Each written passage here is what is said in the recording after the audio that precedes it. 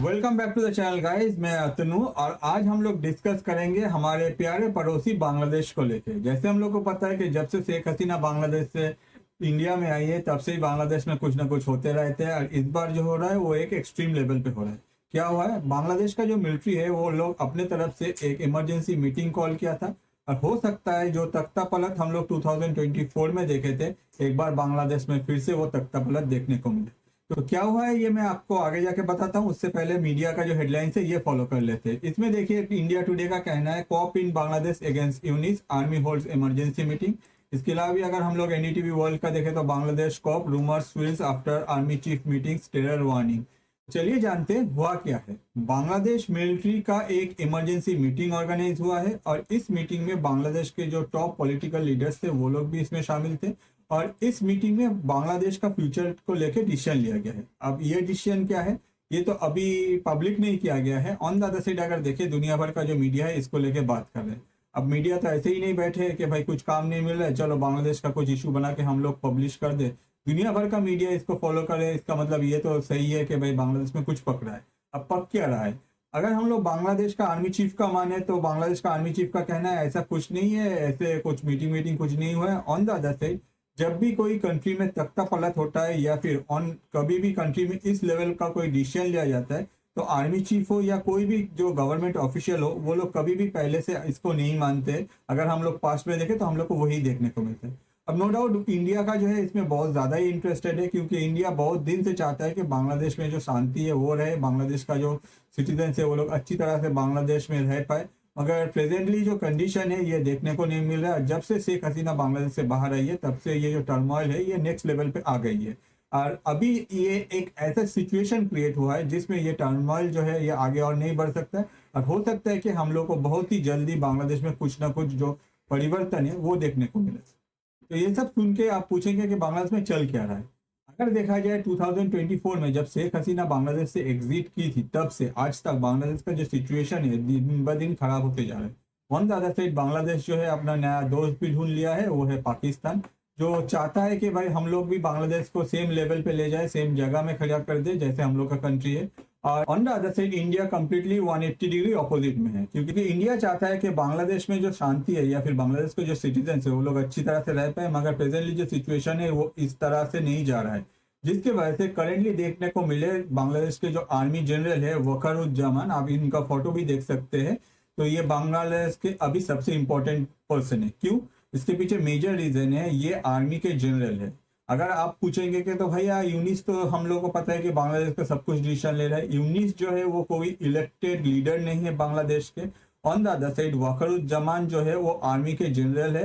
No doubt वो उसको ये पद जो मिला है क्योंकि वो बांग्लादेश को इतना साल सर्व किया है जिसके वजह से अभी ये वकारुज्जामान जो है ये मोस्ट इम्पोर्टेंट पर्सन है।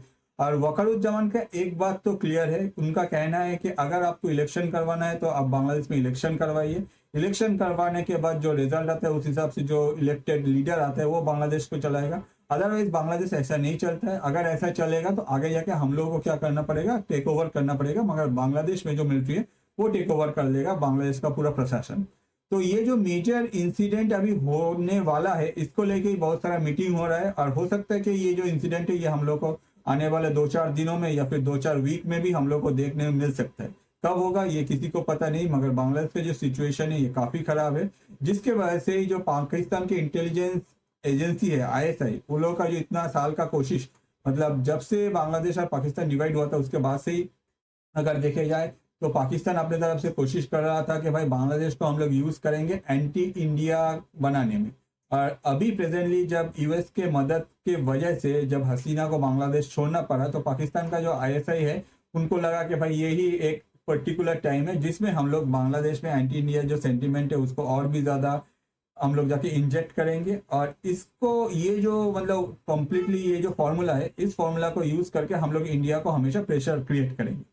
तो नो डाउट अगर देखा जाए प्रेजेंटली जो सिचुएशन ये काफी गंभीर है और हो सकता है कि बांग्लादेश में कभी भी हम लोग को फिर से तख्ता पलट देखने को मिले। तो चलिए जानते हैं पाकिस्तान का क्या स्ट्रैटेजी है। पाकिस्तान का स्ट्रैटेजी क्लीन एंड क्लियर है जिसमें पाकिस्तान चाहता है कि बांग्लादेश का जो लीडरशिप है, अभी अगर देखा जाए प्रेजेंटली जो यूनिस है वो तो पाकिस्तान के बहुत ही अच्छे दोस्त है। On the other side Bangladesh का जो मिलिट्री है वो भी यूनिस के जो ऑर्डर है वो माने, वो लोग अपने तरफ से कुछ डिसीजन ना ले।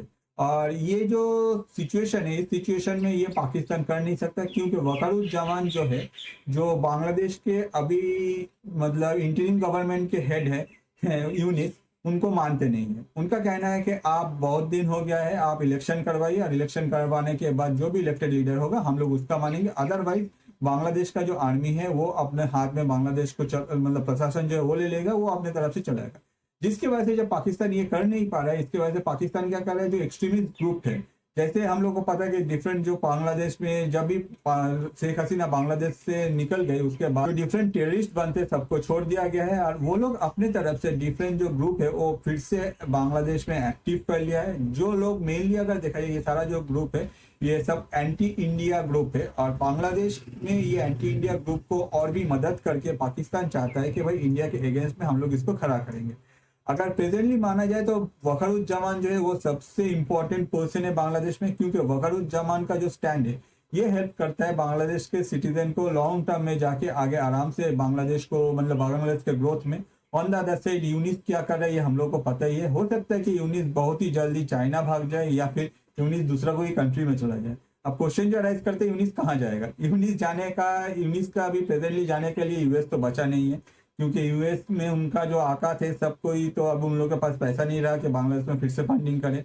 On the other side Yunus के जाने के लिए इंडिया में तो कोई चांसेस नहीं है। अब ब्रिटेन में यूनिस का थोड़ा बहुत भी पुराना जो कनेक्शन है वो यूज कर सकता है। एक और ऑप्शन है वो है चाइना। हम लोग को जैसे पता चला कि आज 26 है, 26 को यूनिस हो सकता है कि चाइना का विजिट में जाए, कुछ स्पेशल इंपॉर्टेंट मीटिंग है। अब यूनिस वहां से वापस लौटेगा या नहीं, ये भी एक मेजर कंसर्न बन जाता है। तो यूनिस कहाँ जाएगा ये कम्प्लीटली यूनिस के ऊपर है। ऑन द अदर साइड अगर देखा जाए बांग्लादेश का जो फ्यूचर है, इसमें हम लोग को प्रेजेंटली 2-4 ऑप्शंस मिल रहे हैं। पहला ऑप्शन यही है कि भाई जो मिलिट्री है वो चुपचाप बैठा रहे, बांग्लादेश में जो भी हो रहा है वो लोग अपनी तरफ से देखता जाए, जो एक्सट्रीमिस्ट ग्रुप है वो और भी एक्टिव हो जाए, वो लोग अपने तरफ से बांग्लादेश में कुछ भी करते जाए। जैसे हम लोग को पास्ट में देखे थे 2024 में कि भाई स्टूडेंट प्रोटेस्ट के नाम में इस लेवल पे आया कि कंट्री का जो पीएम उसको कंट्री छोड़ना पड़ा। ऑन द अदर साइड एक है ऑप्शन है कि मिलिट्री जो है वो अपने हाथ में पूरा जो बांग्लादेश है उसको ले ले, वो लोग अपने तरफ से बांग्लादेश को कंट्रोल करें और बांग्लादेश को आगे जाके लीड करें। इसके बाद एक सर्टेन टाइम के बाद हो सकता है कि बांग्लादेश में जो सिचुएशन है वो अंडर कंट्रोल हो, जब बांग्लादेश में फिर से इलेक्शन ऑर्गेनाइज करके बांग्लादेश अपना जो इलेक्टेड लीडर है उसको सिलेक्ट कर सकते हैं। ऑन द अदर साइड एक और चीज हो सकता है कि वकारुज्जामान के ऊपर हो सकता है कि जो यूनिस के सपोर्टर है वो लोग अपने तरफ से कुछ ना कुछ कोशिश करके उसको रिमूव करने का कोशिश करें, जिसके वजह से जो उन लोगों का जो मतलब एग्जैक्टली स्टैंड है वो बांग्लादेश को लोग जैसे अपने एंटी इंडिया में कन्वर्ट करना चाहते हैं उसमें वो लोग सक्सेसफुल हो जाए। अब क्या होगा ये तो हम लोग को फ्यूचर में पता चल जाएगा, मगर प्रेजेंटली जो स्टैंड है उसमें हम लोग देख रहे हैं कि वकारुज्जामान जो है वो अपनी तरफ से काफी एक्टिव है, और बांग्लादेश में कुछ ना कुछ होने वाला है बहुत ही जल्दी। जब होगा तब मैं आप लोगों के लिए अपडेटेड वीडियो लाऊंगा। तो अब जानते हैं इंडिया का क्या स्टैंड है। अगर प्रेजेंटली जो सिचुएशन है ये सिचुएशन को हम लोग एनालिज करें तो हम लोग को ये भी पता चलता है कि वकारुज्जामान जब तक बांग्लादेश में एक्टिव है, अगर उनका सपोर्ट में उनका जो कम्प्लीटली जो मिलिट्री है वो रहा, ऑन द अदर साइड जो भी उनका जनरल है या फिर जो भी उन लोग उनके साथ है वो रहा, तो आगे जाके ये बांग्लादेश में हो सकता है कि यूनिस बांग्लादेश बहुत जल्दी छोड़ दे और वापस ना आए। At that point of time military अपने तरफ से आगे जाके बांग्लादेश को लीड कर सकता है। इसके अलावा भी इन फ्यूचर जाके बांग्लादेश में इलेक्शन हो सकता है। तो अभी जो क्वेश्चन अराइज करता है कि इंडिया ये सब लेके क्या स्टैंड ले रहा है।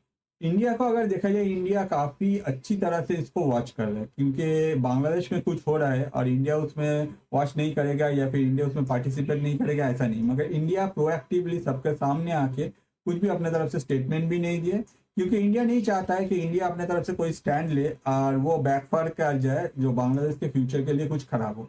इसीलिए इंडिया कंप्लीटली साइलेंट होकर पूरा जो इंसिडेंट है इसको बहुत ही अच्छी तरह से वॉच कर रहा है। नो डाउट मुझे लगता है कि ये जो तख्ता पलट है ये बहुत ही जल्दी होगा और बांग्लादेश फिर से जैसे हम लोग देखे थे मालदीव्स के टाइम में एंटी इंडिया जो कैंपेन रन करके मोइजू जीता था, उसके बाद मोइजू ही पूरा 180 डिग्री टर्न ले लिया।